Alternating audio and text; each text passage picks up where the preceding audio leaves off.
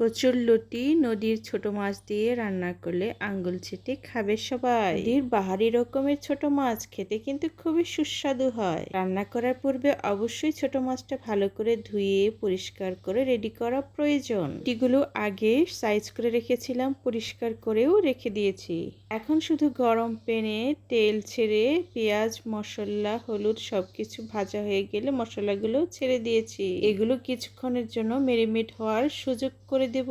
আর এতক্ষণে আমি অল্পটুকু গল্পও করে নেব। আমি কি কি মশলা অ্যাড করেছি সেটাই বলি। আজকে আমি জিরা, হলুদ, লবণ, মরিচ, তারপর রসুন, আদা আরও কিছু অ্যাড করেছি। সেটা হচ্ছে হালকা গরম মশলাও আমি অ্যাড করেছি এই মশলার গুঁড়োতে। গরম প্যানে তেল দিয়ে দেওয়ার পর পেঁয়াজটা ভাজতে অনেকক্ষণই সময় লাগে, কারণ পেঁয়াজগুলো কুচি কুচি যদিও করা আছে, তারপর আমি আগুনের আঁচটা অনেকটাই কমিয়ে দিয়েছিলাম। লো আছে সবসময় পেঁয়াজ ভাজতে ভালো লাগে, কারণ রান্নার শুরুতে পেঁয়াজ যদি একটু বেশি কালো হয়ে যায় তখন রান্নার 12টা বেজে যায়। মশলা পেঁয়াজের পানিতে আমি লতিটাও ছেড়ে দিয়েছি, কারণ লতি আমাকে অনেকক্ষণ প্রায় সিদ্ধ করতে হবে। মশলা পেঁয়াজের সাথে সাথে আমি লতিটাও কষা কষা করে দেব অনেকক্ষণ। আরও কি কি মশলা অ্যাড করেছি সেটাই বলি। আরও কিছু গরম মশলাও আমি অ্যাড করেছি। হালকা করে জিরা, দারচিনি, এলাচি, লং এগুলো নিয়েছি। যারা আমার ভিডিও রেগুলার দেখেন তারা তো অবশ্যই জানেন আমি সবসময় টাটকা মশলা শিলপাটায় বেটে নিয়ে থাকি। মশলার পানি সহ লতিটা আমি এখন ঢাকনা দিয়ে দিয়েছি। কিছুক্ষণ এইভাবে রেখে দেব যতক্ষণ না পানিগুলো শুকিয়ে একটু কষা কষা হয়ে যায়। আজকে আমি লতিটা খুব কষে দলে ভালো করে রান্না করব, মজাদার করে।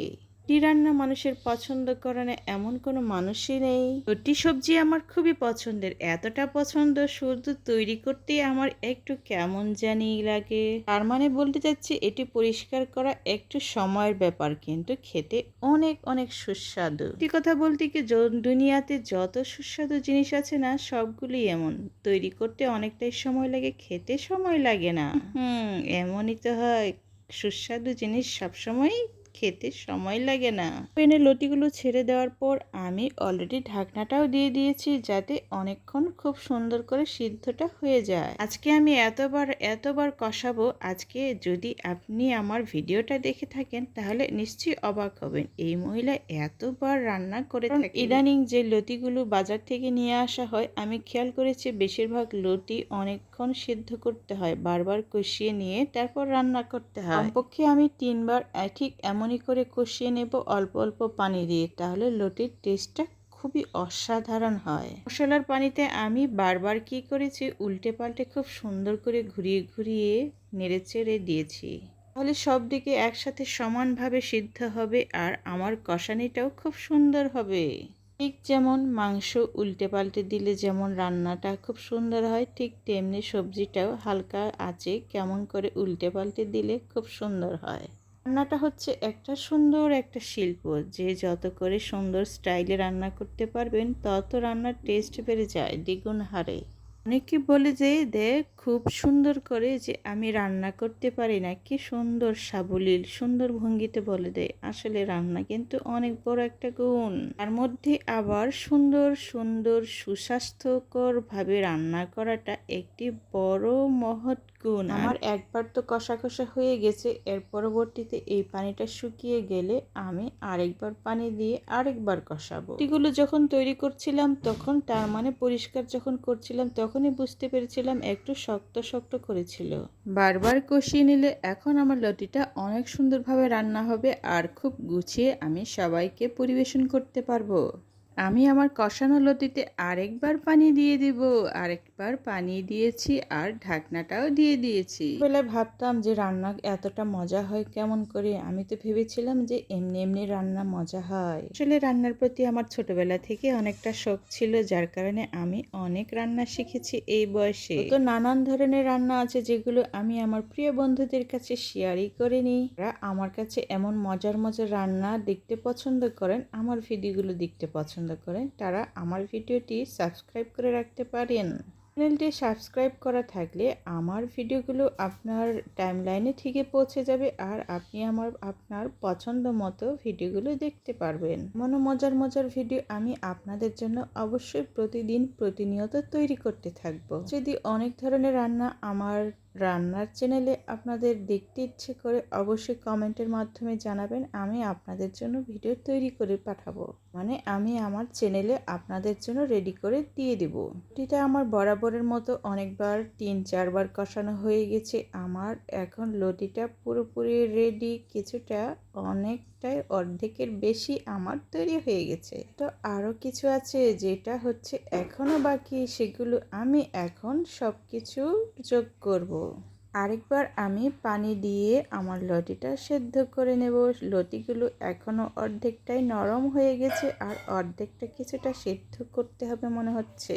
এখন আমি আমার ধুয়ে পরিষ্কার করে রাখা নদীর ছোট মাছগুলো দিয়ে দেব।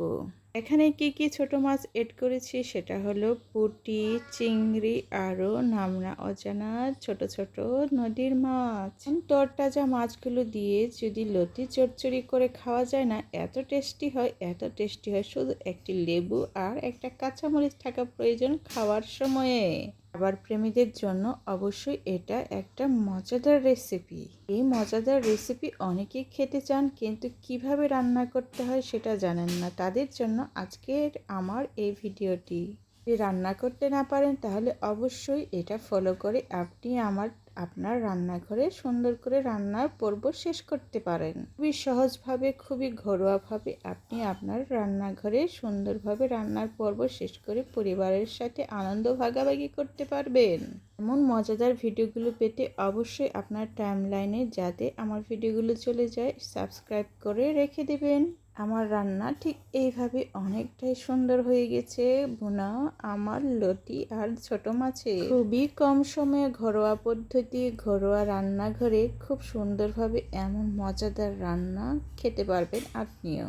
রান্নার পর্ব শেষ করে আমি আমার খাবারটাও খেয়ে নিয়েছি, সাথে এইটুকু আমার টকটকে সুন্দর লাল মিষ্টিটাও ছিল, এটাও আমি খেয়েছিলাম। এত মজা হয়েছিল মিষ্টিটা, আমি খুবই উপভোগ করেছি আজকের খাবারটি। টুকে লাল, তারপর উপরে কেমন কালচে খয়েরি কালার, খুবই সুন্দর ছিল। আমার সাথে সাথে আমার পরিবারের আমার বাচ্চারাও খুব উপভোগ করেছে। খুবই মজাদার ছিল মিষ্টি, আর কেমন দানাদার মিষ্টি। এমন মুখরোচক খাবার জন্য কতই না ভালো লাগে খেতে, আর খাওয়ার পরে অনুভূতিটাও খুবই অন্যরকম হয়। দানাদার মিষ্টি তো খাবার খেলাম, এবার দইও খাবার পালা। দইটা নিয়ে আসছিল গতকাল, কিন্তু আজকে খেতে খুবই ভালো লাগছে। এর উপরের অংশ খাবার খেতে আমার আরও বেশি ভালো লাগে, খুবই মিষ্টি আর ঘন থাকে। দই খাবার শেষে যেটুকু মিষ্টি ছিল সেটুকু খাবারও আমি খেয়ে নিচ্ছি।